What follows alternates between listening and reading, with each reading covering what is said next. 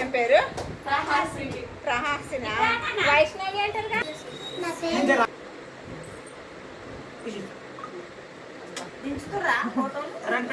Video తీస్తున్నా, photos తీస్తున్నా.